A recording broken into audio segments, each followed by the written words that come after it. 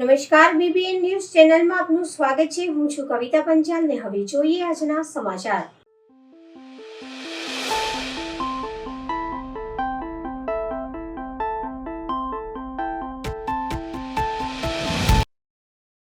વડોદરામાં પ્રથમવાર લાઈવ જલપરીનો શોનું આયોજન. રોયલ મેળો બન્યો આકર્ષણનું કેન્દ્ર. વડોદરા સંસ્કારી નગરી વડોદરામાં હાલ મનોરંજનનો અનોખો સંગમ રચ્યો છે. શહેરના લાલબાગ વિસ્તારમાં આયોજિત રોયલ મેળામાં આ વર્ષે વડોદરાવાસીઓ માટે પ્રથમવાર લાઈવ જલપરી શોનું રજૂઆત કરવામાં આવી છે, જે મુલાકાતીઓ ખાસ કરીને બાળકો માટે આકર્ષણનું કેન્દ્ર મુખ્ય બની રહ્યું છે. આ અદ્ભુત શોમાં વિશાળ પારદર્શક પાણીના ટાંકા તૈયાર કરવામાં આવ્યા છે, જેમાં પ્રોફેશનલ કલાકારો જલપરીના વેશમાં પાણીની અંદર લાઈવ પરફોર્મન્સ આપે છે. એપ્રિલ અને મે 2026 દરમિયાન કાર્યરત આ મેળામાં જલપરી શો ઉપરાંત અંડર વોટર ટનલ એક્વેરિયમ પણ બનાવવામાં આવ્યું છે, જ્યાં બાળકો જલપરીને જોઈને ખૂબ જ આનંદ માનતા નજરે પડ્યા હતા. આ રોયલ મેળામાં વિવિધ પ્રકારની રંગબેરંગી માછલીઓ જોવા મળી છે. જલપરી શો સિવાય મેળામાં સાહસિક રાઇડ્સ જેવી કે જાયન્ટ વ્હીલ, બ્રેક ડાન્સ અને બાળકો માટે મનોરંજન સ્ટોલ્સ ઉપલબ્ધ કરી છે. ખાણીપીણીના શોખીનો માટે વિવિધ ફૂડ સ્ટોલ અને ખરીદી માટે હેન્ડીક્રાફ્ટના સ્ટોલ્સ પણ આકર્ષણ બનેલ છે. સ્થાનિકો માટે આ વીકેન્ડમાં પરિવાર સાથે મુલાકાત લેવા માટે આ એક ઉત્તમ સફળ સાબિત થઈ રહ્યું છે. અમને બહુ જ મજા આવી રહી છે. બધું બહુ જ નવું લાવી રહ્યા છે. બરોડામાં આપણે આજે જોઈ શકો છો, મેળામાં જલપરી છે, એક્વેરિયમ છે, બધું બહુ છે, ઘણું બધું છે એન્જોયમેન્ટ માટે. બચ્ચાઓએ તમારે આવવું જોઈએ. બહુ સરસ એક્સપિરિયન્સ છે અમારો આજનો અહીંનો. મેનેજમેન્ટ બહુ જ વન્ડરફુલ છે. બધું જ બહુ સારી રીતે મેનેજ થઈ રહ્યું છે. અમને બહુ જ ગમ્યું. સાહેબ, રોયલ મેળાની વિશેષતા એ છે કે રોયલ લોકોનો રોયલ મેળો છે અને બરોડાની જનતા માટે એકદમ પ્રિય આ મેળો છે. આપણે વેકેશનમાં આપણે રોયલ મેળાનું આયોજન કરીએ છીએ. આ વખતે આપણે રોયલ મેળામાં નાયગ્રા વોટરફોલ, જલપરી શો છે અને ફિશ એક્વેરિયમ, જે નાનાથી લઈને મોટા બાળકો માટે અને બધાને મોટી પબ્લિક સાથે એન્જોય કરી શકે, મોટા સાથે એન્જોય કરી શકે તે રીતનું આયોજન કરેલું છે. અને પાર્કિંગ પણ આપણે ફ્રી રાખેલું છે મેળામાં. સાહેબ, બરોડાની જનતા માટે પહેલી વખત છે એટલે ઘણું બધું એટ્રેક્શન છે અને બધી પબ્લિકને બહુ લાઇક કરે છે. પબ્લિક લાઇક કરે છે. મેળાનો ટાઈમિંગ 4 વાગ્યાથી લઈને રાતના 11 વાગ્યા સુધીનો છે. મારું નામ નિલેશ તુરકિયા. વડોદરામાં ભગવાન મહાવીર જન્મોત્સવની ભવ્ય ઉજવણી. અહિંસા અને શાંતિના સંદેશ સાથે નીકળી શોભાયાત્રા. આજે સમગ્ર વિશ્વમાં ભગવાન મહાવીર સ્વામીનો 2624મો જન્મ કલ્યાણક દિવસ અત્યંત હર્ષોલ્લાસ સાથે ઉજવવામાં આવી રહ્યો છે. વડોદરા શહેરમાં પણ જૈન સમાજ દ્વારા વિવિધ સંઘોના નેજા હેઠળ ભવ્ય શોભાયાત્રાનું આયોજન કરવામાં આવ્યું હતું. શોભાયાત્રામાં જોડાયેલા શ્રદ્ધાળુઓએ જણાવ્યું હતું કે ભગવાન મહાવીરે બતાવેલા અહિંસા અને સત્યનો માર્ગ આજે પણ એટલો જ પ્રાસંગિક છે. હાલમાં જ્યારે વિશ્વના અનેક દેશો યુદ્ધની પરિસ્થિતિનો સામનો કરી રહ્યા છે, ત્યારે મહાવીર સ્વામીનો શાંત અને જીવો અને જીવવા દોનો સંદેશ સમગ્ર માનવજાતના કલ્યાણ માટે અનિવાર્ય છે. વડોદરાના માર્ગો પર નીકળેલી આ શોભાયાત્રામાં મોટી સંખ્યામાં મહિલાઓ અને પુરુષો પારંપરિક વેશભૂષામાં સજ્જ થઈને જોડાયા હતા અને ત્રિદશાનંદન વીર કી જય, બોલો મહાવીરના નાદ સાથે વાતાવરણ ભક્તિમય બન્યું હતું. આજે પ્રભુ મહાવીરનો 2624મો દિવસ છે. પ્રભુનો જન્મ કલ્યાણક દિવસ આજે ઉજવાય છે. પૂરા વિશ્વમાં આજે ખૂબ ધામધૂમથી પ્રભુ મહાવીરનો જન્મ ઉજવાય છે. આજે વડોદરામાં પૂરેપૂરા ચારે બાજુના સંઘો આજે ધામધૂમથી પ્રભુની શોભાયાત્રામાં જોડાયા છે. ત્રિશલાનંદન વીર પ્રભુ મહાવીરે જે અહિંસા અને સત્યનો જે બધાને માર્ગ બતાવ્યો છે, તેનાથી પૂરા વિશ્વનું કલ્યાણ થશે. પૂરા દેશો, આજે યુરોપ કન્ટ્રી હોય, ગલ્ફ કન્ટ્રી હોય, બધા જ પોતા અત્યારે યુદ્ધ ચાલી રહ્યા છે. એમાં જો આ પ્રભુ મહાવીરનો સંદેશ અપનાવે તો નિર્દોષ લોકોની જે જાનહાની થાય છે એનાથી બચી જાય. એક જન્મ્યો રાજ દુલારો દુનિયા. સત્ય વિજય ફરસાણ હાઉસનું ઊંધિયું સબ સ્ટાન્ડર્ડ જાહેર. પાલિકાના આરોગ્ય વિભાગના ચેકિંગમાં લેવાયેલ સેમ્પલમાં 22 નમૂના નાપાસ થયા. શહેર વિસ્તારની જાહેર જનતામાં આરોગ્યની સુખાકારી ધ્યાને લઈ પાલિકાના મ્યુનિસિપલ કમિશનર અરુણ મહેશ બાબુની સૂચના અને ડેઝિગ્નેશન ઓફિસર અને અધિક આરોગ્ય અમલદાર ડૉક્ટર મુકેશ વૈદ્યના માર્ગદર્શન હેઠળ ખોરાક શાખાના સિનિયર ફૂડ સેફ્ટી ઓફિસરો અને ફૂડ સેફ્ટી ઓફિસરો દ્વારા food safety and standard act 2006 અન્વયે શહેરના જુદા જુદા વિસ્તારોમાં આકસ્મિક ચેકિંગની કામગીરી કરવામાં આવેલ. વિવિધ વિસ્તારોમાં ખાદ્ય પદાર્થો સાથે જોડાયેલ રેસ્ટોરન્ટ, હોટેલ, ડેરી યુનિટ, ઉત્પાદન પેટી, ફૂડ વેડિંગ, સ્ટોરેજ અને ગોડાઉન વગેરે યુનિટોનો પર એક્શન લઈને કામગીરી કરવામાં આવી હતી. દરમિયાન ખાદ્ય પદાર્થોના શંકાસ્પદ નમૂનાઓ લેવામાં આવેલ હતા, જે નમૂનાઓને પૃથક્કરણ અર્થે પબ્લિક હેલ્થ લેબોરેટરીમાં મોકલી આપવામાં આવ્યા હતા. પબ્લિક હેલ્થ લેબોરેટરીના પૃથક્કરણ રિપોર્ટ આધારે લેવામાં આવેલ શંકાસ્પદ નમૂનાઓમાં 22 નમૂના સબસ્ટાન્ડર્ડ નાપાસ જાહેર થયેલ છે. જે નાપાસ જાહેર થયેલ નમૂનાઓ માટે જે તે ફૂડ બિઝનેસ ઓપરેટર સામે આગળની કાયદેસરની કાર્યવાહી હાથ ધરવામાં આવેલ છે.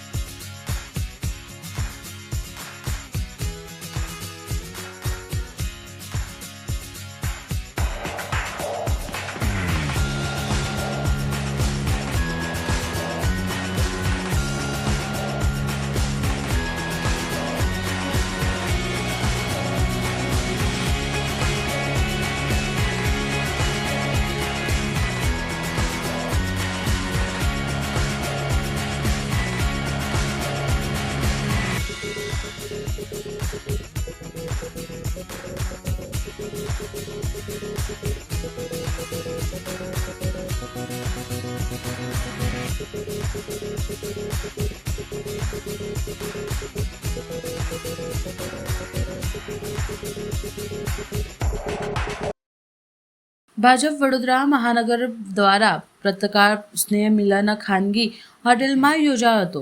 આગામી ચૂંટણી માટે નિરીક્ષણો કાલથી ઉમેદવારોને સંભળાશે. વડોદરા ભાજપ મહાનગર દ્વારા આજે ઇલેક્ટ્રિક મીડિયાના મિત્રો માટે પત્રકાર સ્નેહ મિલન યોજાયું હતું. આ પ્રસંગે પક્ષના પદાધિકારીઓ પત્રકારોને કામગીરીને બિરદાવી આભાર વ્યક્ત કર્યો હતો. કાર્યક્રમ દરમિયાન આગામી ચૂંટણી પ્રક્રિયા અંગે મહત્વની જાહેરાત કરવામાં આવી હતી. ભાજપની પરંપરા મુજબ સંભવિત ઉમેદવારોને સાંભળવા માટે આવતીકાલથી 2 દિવસ સુધી નિરીક્ષકોના પ્રવાસ કાર્યક્રમ યોજાશે. અલગ અલગ ઝોનમાં નિરીક્ષકો દાવેદારોની રજૂઆત સંભળાશે. આ માટેનું વિગતવાર શેડ્યુલ ભાજપ મહાનગરપાલિકાના સત્તાવાર પેજ પર જાહેર કરાયું છે. પક્ષ દ્વારા તમામ દાવેદારી કરનાર કાર્યકરોને નિયત સમય અને સ્થળે હાજર રહેવા અપીલ કરવામાં આવી હતી. વધુમાં ભારતીય જનતા પાર્ટીના અધ્યક્ષ જયપ્રકાશ સોનીએ જણાવ્યું હતું કે હમણાં થોડાક સમય પહેલા જ બધા જ પ્રકારની સંગઠનાત્મક નિમણૂકો થઈ, એટલે વિચારો કે નિમણૂક થઈ જાય તો બધાની સાથે નવા જે જવાબદારી સંભાળ છે એ બધાની સાથે પરિચય પણ થાય અને મળવાનો કાર્યક્રમ થાય. પરંતુ હમણાં જ 1 મહિના પહેલા નિમણૂક થઈ છે બધાની, અને આ વિચાર ઘણા સમયથી ચાલી હતો અને આજે એ સાકાર થયો છે. આપ સૌના સહયોગથી આ સ્નેહ મિલન કાર્યક્રમની સફળતા પણ મળી છે. આ પ્રમાણે સમયાંતરે પણ આવી રીતે આપણે કોઈને કોઈ સંદર્ભે અથવા એમને પણ સમયાંતરે આપણે મળવાનો કાર્યક્રમ આવી રીતે રાખવાના છીએ, અને એક પરંપરા બની જાય કે સમયાંતરે આપણે આવી રીતે મળતા રહીએ, અનૌપચારિક રીતે મળતા રહીએ. આ ઉમેદવારો જેમને સંભવિત ઉમેદવારો દાવેદારો છે એમને ફોર્મ ભરવાની પ્રક્રિયા, સાંભળવાની પ્રક્રિયા ભારતીય જનતા પાર્ટીની પરંપરા અને પદ્ધતિ પ્રમાણે કાલથી શરૂ થાય છે. એની માહિતી અમારા મહાનગરના પેજ ઉપર લગાડેલી છે. હું વિગતે બધું નથી કહેતો, પણ એ માહિતી તમને ત્યાંથી મળી રહેશે. આપ જરૂરથી એનો પ્રચાર પ્રસાર કરશો એવી સૌને નમ્ર વિનંતી છે. આજે ભારતીય જનતા પાર્ટી વડોદરા મહાનગર દ્વારા એક ઇલેક્ટ્રોનિક મીડિયાના પત્રકારોનું સ્નેહમિલનનો કાર્યક્રમ આયોજિત કરવામાં આવ્યો હતો અને મને ખૂબ જ આનંદ છે કે અમારા આમંત્રણને માન આપીને મોટી સંખ્યામાં પત્રકાર મિત્રો હાજર હતા. હું સૌનો ખૂબ ખૂબ આભાર માનું છું. સાથે સાથે આપનું ચેનલ જે રીતે સત્ય ઉજાગર કરી રહ્યું છે એ ચેનલ ખૂબ આગળ વધે એવી ખૂબ ખૂબ શુભકામના બી પાઠવું છું. સાથે સાથે જે ભારતીય જનતા પાર્ટીની પ્રક્રિયા અને પદ્ધતિ રહી છે એ પ્રમાણે આવતીકાલથી કેન્ડિડેટને સાંભળવા માટે નિરીક્ષકશ્રીઓનો પ્રવાસ કાર્યક્રમ આયોજિત થયો છે. 2 દિવસ સુધી અલગ અલગ ઝોનમાં આ કાર્યક્રમ ચાલવાનો છે. સૌ જે દાવેદારી કરનારા અમારા કાર્યકર્તાઓ છે એમને અપીલ કરું છું કે આપણે એ જે મહાનગરના પેજ ઉપર શેડ્યુલ મુકાયું છે એને જોઈને જે સ્થાન પર, જે સમય પર, જે વોર્ડના કાર્યકર્તાઓને બોલાવ્યા છે એ પ્રમાણે આપણે ઉપસ્થિત રહીએ અને પોતાની દાવેદારી રજૂ કરીએ. ધન્યવાદ. ભરૂચ શહેર જિલ્લાના જાણીતા તબીબ અને આધ્યાત્મિક રીતે સમાજને વરેલા એવા ભગવદીય શ્રી ડૉક્ટર પિયુષભાઈ પરીખના ધર્મપત્ની વર્ષાબેન પરીખનું તારીખ 30/3/2025ના રોજ દુઃખદ નિધન થયું હતું. ડૉક્ટર પિયુષભાઈના ધર્મપત્નીની પ્રથમ પુણ્યતિથિ નિમિત્તે ડૉક્ટર પિયુષભાઈ દ્વારા પોતાના દેહદાનનો સંકલ્પ લીધો હતો. જે દેહદાનના દેહ દ્વારા પોતે ડૉક્ટર બની સમાજની સેવા કરી હતી.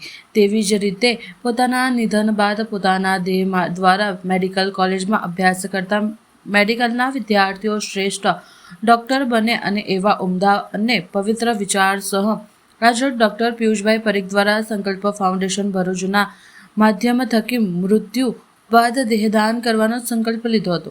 સંકલ્પ ફાઉન્ડેશન ભરૂચના સ્થાપક સંજયભાઈ તલાટી અને તેમના પારિવારિક મિત્ર ડૉક્ટર કલ્પેશભાઈ શાહની હાજરીમાં સંકલ્પ પત્ર ભરી સમાજને પોતાના દેહ દ્વારા સમર્પિત બનાવવાનો નિર્ણય લીધો હતો. મારી પત્ની વર્ષા 30મી માર્ચ 2025ના દિવસે પ્રભુના ચરણોમાં પ્રાપ્ત થઈ હતી. એટલે 1 વર્ષ આજે સંપન્ન થયું છે. તો મારી દૃષ્ટિએ આ એક પવિત્ર દિવસે એક પવિત્ર સંકલ્પ હું ભરૂચના સંકલ્પ ફાઉન્ડેશન અને એના પ્રણેતા શ્રી સંજયભાઈ તલાટીની હાજરીમાં એ જાહેર કરું છું કે હું મારા મૃત્યુ પછી મારા દેહનું દાન કોઈ પણ મેડિકલ કોલેજને કરવા માગું છું. કારણ કે જે મેડિકલ કોલેજમાં આ ડેડ બોડીના અભ્યાસથી અમે ડૉક્ટર બનીએ છીએ, તો મારા મૃત્યુ પછી મારા શરીરના અભ્યાસથી કોઈક વિદ્યાર્થી ડૉક્ટર બને, સમાજને ઉપયોગી થાય એવી એક પવિત્ર ભાવના સાથે આજના દિવસે હું મારા દેહદાનનો સંકલ્પ ફાઉન્ડેશન એના પ્રણેતા સંજયભાઈ તલાટી આગળ એના દ્વારા સમાજને, સોસાયટીને હું રજૂ કરું છું. જય શ્રી કૃષ્ણ. રાજકોટ જિલ્લાના ઉપલેટા ખાતે કોંગ્રેસ દ્વારા જન આક્રોશ સભા યોજાઈ. ખેડૂત આગેવાન પાલ આંબલિયા, ધારાસભ્ય જિગ્નેશ મેવાણી, ઋત્વિક મકવાણા, પૂર્વ ધારાસભ્ય લલિત વસોયા સહિતના રહ્યા ઉપસ્થિત. સ્થાનિક સ્વરાજની ચૂંટણીને લઈને ધ્યાને રાખી કોંગ્રેસ દ્વારા સભાઓનું ધમધમાટ શરૂ કરાયો. જિગ્નેશ મેવાણીએ આઈપીએસ જિગ્નેશ બાગવલા પર લગાવ્યો આક્ષેપ. રાજકોટના કોળી સમાજના યુવકને બિલ્ડર અને ઉદ્યોગપતિના કહેવાથી 4 કલાક ગોતી રાખી માર મારવામાં આવ્યો. 14 એપ્રિલે હજારો લોકોને સાથે લઈને રાજકોટ કમિશનર કચેરીએ જગદીશ બાગવા સાથે એફઆઈઆર દાખલ કરવા કહ્યું. જિગ્નેશ મેવાણી, પૂર્વ ધારાસભ્ય લલિત વસોયાએ પણ સરકાર પર સાધ્યું નિશાન. ખેડૂતે એમની જણસના ભાવ નહીં મળતા લોકોને મોંઘવારીનો સામનો કરવો પડી રહ્યો છે. ચૂંટણી પહેલાં ઉપલેટા ભાજપના ગઢમાં ગાબઠું પડતા વસોયા 50 જેટલા ભાજપના કાર્યકરોને કોંગ્રેસનો ખેસ પહેરાવી અને કોંગ્રેસમાં કરતા કોંગ્રેસના આગેવાનો પાલ આંબલિયાએ પણ સરકાર પર ખેડૂતો બાબતે લગાવ્યા આક્ષેપ. સરકાર 35,000નો ખેડૂતનો વીમો ખાઈ ગઈ. ખેડૂત કોંગ્રેસના નેતા રજૂઆત કરવા જાય તો અધિકારીઓ ચેમ્બર છોડી જતા રહે છે. પાલ આંબલિયાએ કહ્યું. પૂર્વ ધારાસભ્ય ઋત્વિક મકવાણાએ પણ આઈપીએસ અધિકારી પર લગાડ્યા ગંભીર આક્ષેપ. રાજકોટના આઈપીએસ અધિકારીની રહેમત રાહથી સરકારી જમીનનો થઈ રહ્યો છે વેપાર. ડ્રગ્સ યુઝર્સ એ આપણા ગુજરાતમાં પેદા થઈ ગયા. આ 25 લાખ ડ્રગ્સ યુઝર્સ, ડ્રગ્સ લેનારા પૈકી ખાલી 20% જ બંધાણી બન્યા હોય. ખાલી 20%.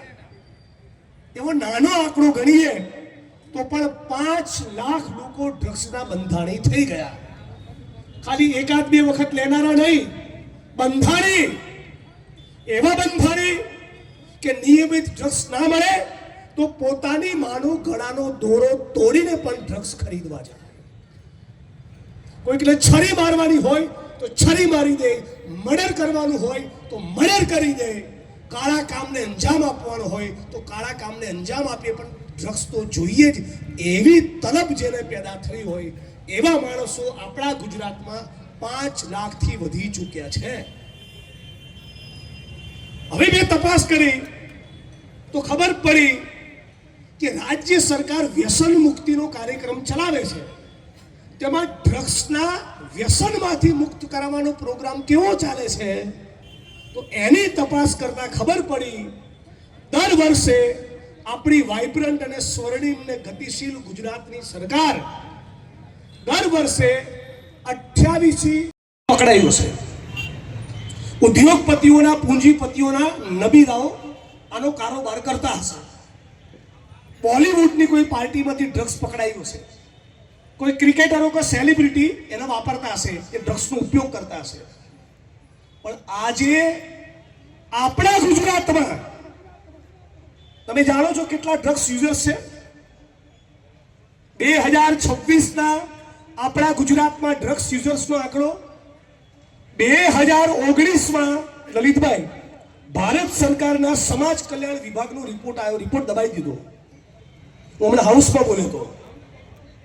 2019માં ભારત સરકારના સમાજ કલ્યાણ વિભાગના રિપોર્ટ પ્રમાણે ગુજરાતમાં ડ્રગ્સ યુઝર્સનો સત્તાવાર આંકડો 19 લાખ છે.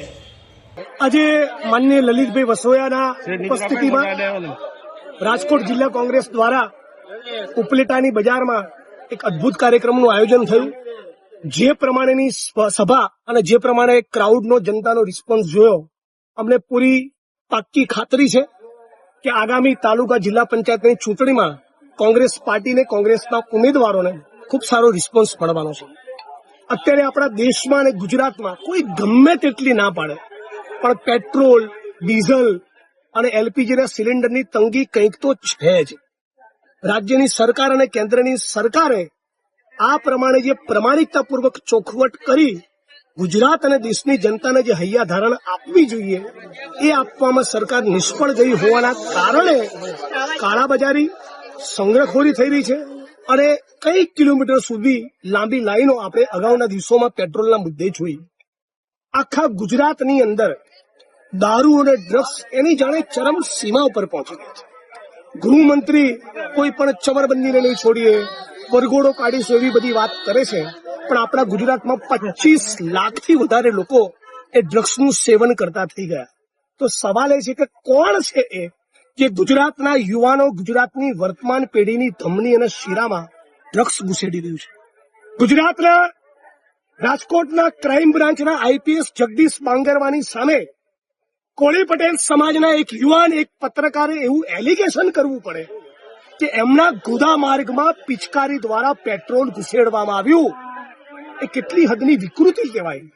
આ બાબતે મેં ફોન કરીને ગુજરાતના હોમ મિનિસ્ટરને જાણ કરી, રૂબરૂ રાજ્યના મુખ્યમંત્રીને જાણ કરી, અને એ છતાં જો રાજ્યની સરકાર આ મુદ્દે એક્શન લેવા માંગતી ન હોય તો ક્યાંક ને ક્યાંક એનો મતલબ એ થાય છે કે રાજ્યની સરકાર એવું ઈચ્છે છે કે રાજ્યના નાગરિકોને ફટકારો, એમના માનવ અધિકારનો ભંગ કરો આવી વિકૃતિનું પ્રદર્શન કરો, સરકારને ફરક નથી પડતો, તો આની સામે હજારો લોકોની મેદની અમે લોકો 14 એપ્રિલ ડોક્ટર બાબા સાહેબ આંબેડકરની જયંતિના દિવસે કરી રાજકોટ પોલીસ કમિશનર કચેરીના ત્યાં હજારોની તાદાદમાં જવાના છીએ, એક જ માંગ સાથે કે આઈપીએસ જગદીશ પાંગરવાણી સામે એફઆઈઆર કરી એની ધરપકડ કરી, જે ક્રાઇમ બ્રાન્ચમાં એણે કોળી પટેલ યુવાનના માનવ અધિકારનો ભંગ કર્યો એ જ રાજકોટની ક્રાઇમ બ્રાન્ચમાં એના રિમાન્ડ માંગવામાં આવે.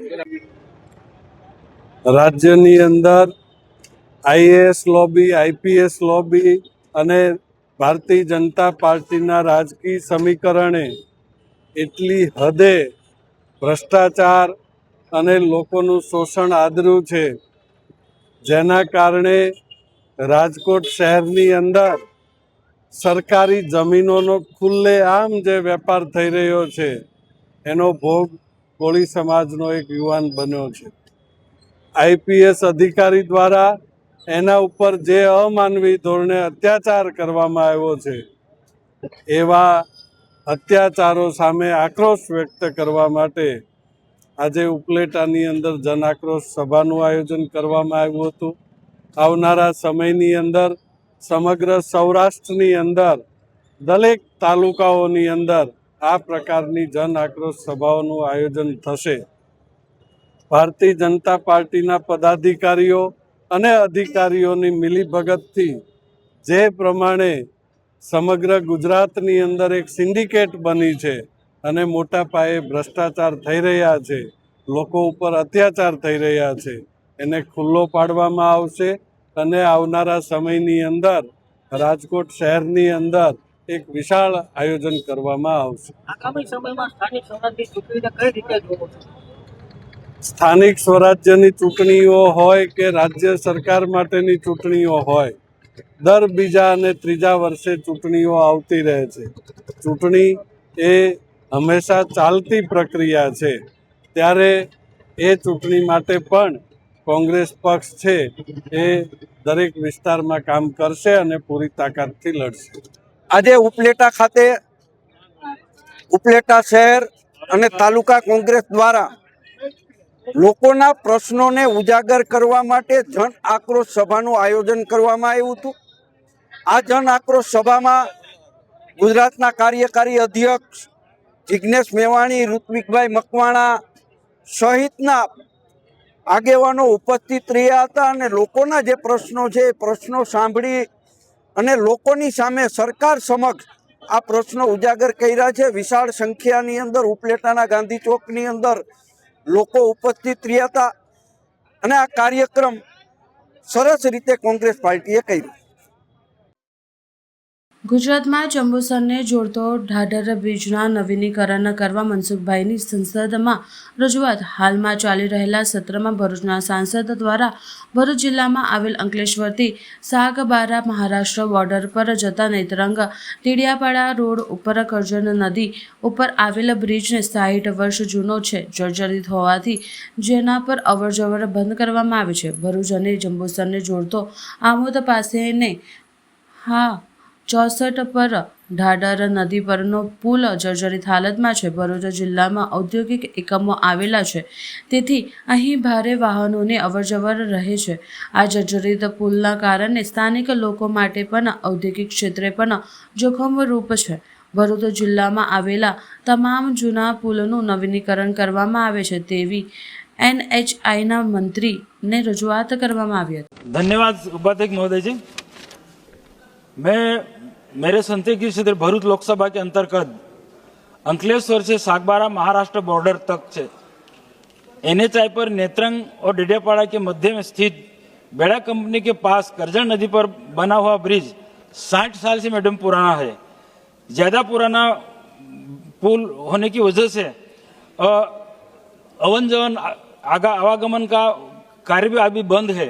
इसी प्रकार डेडियापाड़ा के प्रवेश में है एक स्थित छोटी नदी पर पुल भी जर्जरित है और भरूच जंबूसर के बीच नेशनल हाईवे 64 पर आमोद के नजदीक ढाढर नदी पर बना हुआ पुराना ब्रिज भी जर्जरित हालत में है.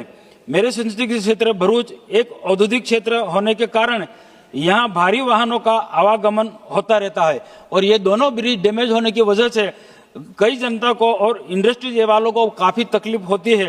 तो इस संबंध में मेरे सरकार से NHAI के मंत्री से आग्रह है कि मेरे संसदीय क्षेत्र में बने हुए सभी जर्जरित पुलों को 60 साल से पुराने पुलों को नए सिरे से बनाने हेतु तत्काल कदम उठाए जाए। धन्यवाद मैडम। SPG દ્વારા આયોજિત પાટીદાર ક્રિકેટ મહોત્સવમાં મીરા 11 વિજેતા થઈ સમાજમાં એકતા અને ભાઈચારા વધારવાના હેતુથી SPG વડોદરા જિલ્લા અધ્યક્ષ શ્રી આશીષ પટેલના નેજા હેઠળ ભવ્ય 5 દિવસીય ક્રિકેટ ટુર્નામેન્ટનું આયોજન કરવામાં આવ્યું હતું। આ મહોત્સવમાં પાટીદાર સમાજની કુલ 32 ટીમોએ ભાગ લીધો હતો।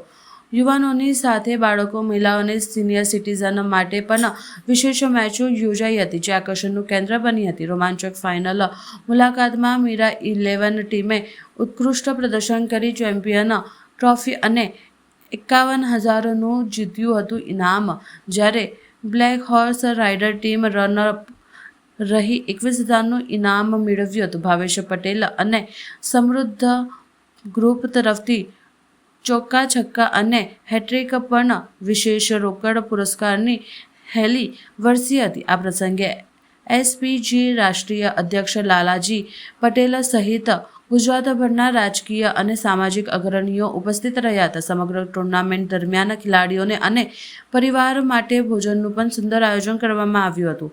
આ આયોજનને સમાજના યુવાધનને એકજૂથ કરી રમતગમત સાથે એકતાનો મજબૂત સંદેશ આપ્યો હતો। સૌપ્રથમ તો જય સરદાર। આપણે બરોડા જિલ્લાની શ્રી સરદાર પટેલ સેવા જે લાલજીભાઈના નિર્દેશ હેઠળ ચાલતું વિશ્વનું સૌથી મોટું સંગઠન જે વડોદરા જિલ્લાનો અધ્યક્ષ તરીકે હું છેલ્લા 2 વર્ષથી મારા જિલ્લાના દરેક યુવાનોને એક પ્લેટફોર્મ પર લાવવા માટેની આ અથાગ મારી મહેનત છે અને ખરેખર લાસ્ટ યર બી એટલું સક્સેસ થયું હતું। આ વર્ષે બી અમે યુવાનોને એકજૂથ કરવા માટે અહીંયા પ્રયાસ કરીએ છીએ અને આ વર્ષે બી ટુર્નામેન્ટનું આયોજન કર્યું, ભવ્ય રીતે કર્યું છે અને 5 દિવસનું આ ટુર્નામેન્ટનું આયોજન હતું। એની અંદર 20,000થી વધારે જ્યાં પાટીદાર સમાજના ફેમિલી પરિવાર સાથે ઘન આવેલા અને એ લોકો જમવાની વ્યવસ્થા સાથે એ લોકો પ્રોપર અમે અહીંયા પ્રેઝન્ટ કરેલું અને બધા સારી રીતે એન્જોય કરીને ગયા છે। આ ખાલી એક ગ્રાઉન્ડ ઉપરની ગેમ નથી, હાર જીતની ગેમ નથી। અહીંયાથી એકબીજાની અંદર પ્રેમ અને લાગણી લઈને અહીંથી નીકળે છે અને સારા રિવ્યુ આપીને જાય છે। શું મેસેજ આપશો પાટીદાર સમાજને એક કરવા માટે કે અમે એકજૂથ છે, અમે ગુજરાતમાં નહીં, દેશમાં નથી, આખી દુનિયામાં ડંકો વગાડીશું। એ આપણે આ ગ્રાઉન્ડ ઉપર પ્રેઝન્ટ કરવા માટે આટલી અથાગ મહેનત કરી છે। મારી સાથે મારી આખી સમગ્ર ટીમ વડોદરા જિલ્લાની જે સ્પોર્ટ્સ કમિટી અમારા અજયભાઈ છે અને એમની સાથે જેમને કન્વીનર બનાવ્યા હતા એમની સાથે આખી ટીમ જે રાત દિવસ 3 મહિનાથી મહેનત કરીને આજે આ દિવસે અમે આટલો સરસ પ્રોગ્રામ કરી શક્યા છે। તમે શું વિચારો છો કે આવતા વર્ષે મહિલાની કોઈ ક્રિકેટ ટુર્નામેન્ટ થાય? કારણ કે SPG એક મહિલા માટે અગ્રેસર કામ કરે છે। SPG મહિલા માટે કામ કરે છે। આ વર્ષે અમે એવું કર્યું છે, ગઈ સાલ અમે 3 દિવસ માટે ટુર્નામેન્ટ કરી હતી, એમાં 32 ટીમ હતી। આ વર્ષે બી અમે 32 ટીમ જ લોક કરેલી હતી, કારણ કે 5 દિવસ બહુ કઠિન કામ છે। આ 5 દિવસ 32 ટીમને ભેગી કરવી, મેનેજ કરવું। આ વર્ષે અમે શરૂઆત કરી છે કે બાળકોને બી એક પ્રોત્સાહન રૂપે અમે ગેમ રાખેલી, એ લોકોની બી એક મેચ રાખેલી, મહિલાઓની એક મેચ રાખેલી। સાથે સાથે અમે સિનિયર સિટીઝન જે ક્યાં રમી નથી શકતા તો આવા સરસ ગ્રાઉન્ડની ઉપર અમે એ લોકોને બી પરફોર્મ કરવા માટે એમને પ્રેઝન્ટ કરેલા। આજે આશીષભાઈની અધ્યક્ષતામાં બરોડા SPG દ્વારા દર વર્ષે ક્રિકેટ ટુર્નામેન્ટનું ભવ્ય આયોજન કરવામાં આવે છે। તો આ આયોજનની અંદર સમગ્ર બરોડા જિલ્લાના જે યુવાનો છે, જે ક્રિકેટ સાથે જોડાયેલા છે, એવા યુવાનોને પારખી અને સરસ મજાની 32 ટીમો બનાવી અને આખા ગુજરાતની અંદર સારામાં સારું ક્રિકેટ ટુર્નામેન્ટનું આયોજન કરવામાં આવે છે। આના થકી SPGના અમારા જે વિચારો છે, અમે જે પાટીદાર સમાજની અંદર જે પણ મુશ્કેલીઓ આવતી હોય છે એ તમામની અહીંયા અમે સારી રીતે વાતો કરતા હોઈએ છીએ। સારી અમારા જે કામગીરી છે એની પણ અમે જાહેરાત કરતા હોઈએ છીએ અને અમારી જે અત્યારે હાલ ચાલી રહ્યું છે કે સમાજની દીકરી સમાજમાં અને સમાજનું દાન સમાજની અંદર, એના માટે અમે છેલ્લા 5 વર્ષથી જે લડી રહ્યા છીએ। અત્યારે જે લગ્ન નોંધણીના કાયદાની અંદર જે દીકરીઓ સર્વ સમાજની ભાગીને જે લગ્ન કરે છે, તો એવી સર્વ સમાજની દીકરીઓ બચાવવાનું પણ અમારે SPG દ્વારા છેલ્લા 5 વર્ષથી કામ કરે છે અને સરકાર પણ એમાં નોંધ લઈ અને સરકાર પણ કાયદો બદલવાની વાત કરે છે, પણ હજી સુધી કોઈ કાયદો પણ બદલાયો નથી। તો આવા નાના મોટા કાર્યક્રમ થકી સમાજમાં જે પણ મુશ્કેલીઓ પડતી હોય એ મુશ્કેલીઓને અમે ઉજાગર કરીએ છીએ અને સમાજના યુવાનો, વડીલો, તમામ લોકો સાથે મળી અને આવા નાના મોટા કાર્યક્રમ થકી અમે એક સેતુ બનાવીએ છીએ, જેથી કરી યુવાનો અને વડીલો સાથે મળી અને સમાજના સારા કામ અમે કરી શકીએ.